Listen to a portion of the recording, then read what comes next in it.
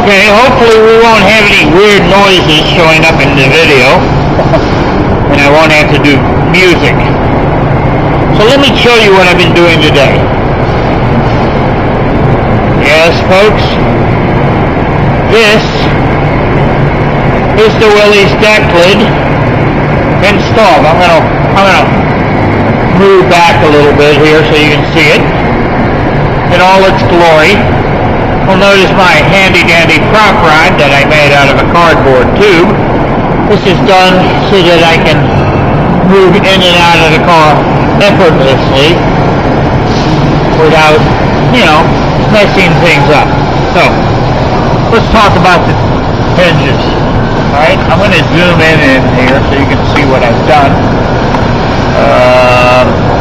I hit the right button. There you go. Okay. You can see, one, the brace that goes to the fender to the bar.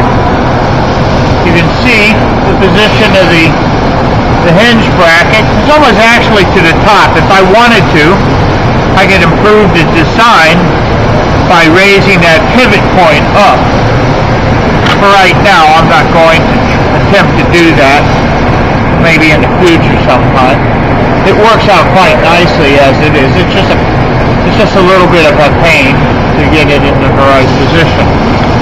Now, one thing I did do that the book doesn't tell you to do is I cut this down. On each side, I decreased the alright, let's go to the close-up view. Alright, on each side, I decreased the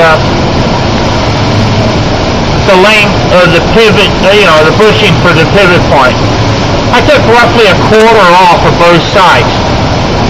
This allows me to use the 4-inch or half by 4-inch bolt that the book calls for, and it also allows me to put the hinge pivot in roughly the center, or the hinge mount in roughly the center on our mounting surface. Again, I did the same on both sides. You can see there. You see the two washers I have in the middle. Those are actually used as like a bushing or a bearing so that the two surfaces rotate evenly. Just something I did just to try out and see how it worked. It actually works out quite well. You can see how I mounted the bolts. I mounted the bolts going through from towards the center so that the heads were on the same side as the hinge.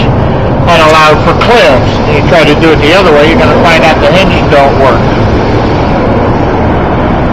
Now, I welded in place the hinge bar yesterday as part of the installation. It's a little off-center.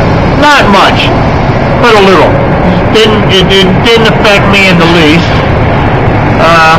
Next time I build the Willys, I'm going to put it a little bit closer to center. Maybe it's a little better measurement next time. Okay? You can really see it in the mount.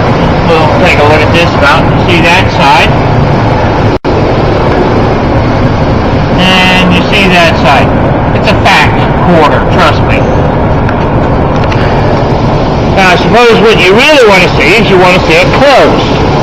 I'll be happy to do that. Give me a second. Stare at the roof for a while. Now, there it is closed.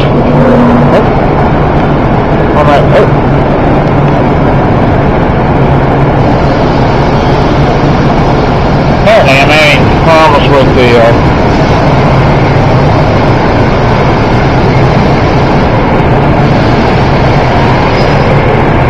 I think I just did what they did during the moonwalk. They have burned out my camera. Let's see if I'm just showing the inside. Maybe it'll become less sensitive if I do this. Okay, now you can see that the hinge is closed. deck lid in place. Alright, now let's see if we get our thing. I'm going to shut this off. Not getting any light here. Oh, I know what I did wrong. There we go. Took the zoom out of it. I'm not the greatest cameraman in the world. Let me first admit it. And this little handy camera that I use for my motorcycle doesn't help any. Okay? It's not a professional video camera. It's just my helmet mounted camera that I use when I'm riding. Now, I'm going to trim it a little bit later on. I'm going to actually set this a little better as well. But what I wanted you to see right now is actually how good it fits, or how good I've gotten it to fit. I can trim this edge here. Actually, I can move it down a little bit. We're going to play with it for a while as we move along. Of course, I have to put in the I have to put the striker in, I have to put the latch in, I have to set everything up.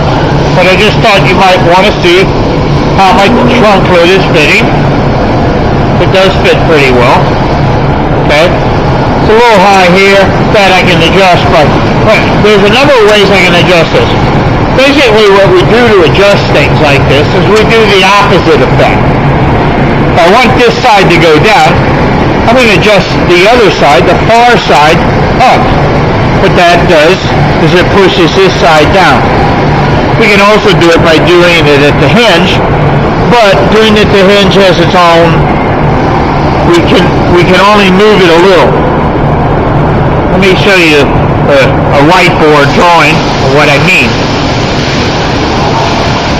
Okay, here's my whiteboard. So you've never seen it. When we're dealing with stuff like the hood, and here's a very badly drawn version of it. Okay. There we go. Alright, now, we want this side to go down. What we can do is we can do it one of two ways. We're going to move it down there, and move this side up. That's an up arrow. Okay? What we're looking at is actually a lever. There you go. Moving this side up causes this side to go down. Moving this side down causes this side to go down. Why does moving this side up cause this side to go down less than moving this side down? Well, because moving it here has a greater effect than moving it here. I don't make up this stuff. That's just the way it works. Here's another example. We're going to use a badly drawn 34 door. Okay? Moving the striker post up, or the striker button up here, will move the door up more, or smaller versions, than moving the hinge points up. Why? Because the pivot point here moves greater than moving it here. When we want to do small adjustments, we want to do it at the end of the arc. Moving it up a quarter here has a greater effect than moving it here. Moving it here is going to make it move a lot more. I know. But that's how we do things. Moving the door out at the bottom will cause the top to go in. Moving the top in will cause more effect for the top to go in, but we want to limit the amount of movement we do. Well, back to the old grind.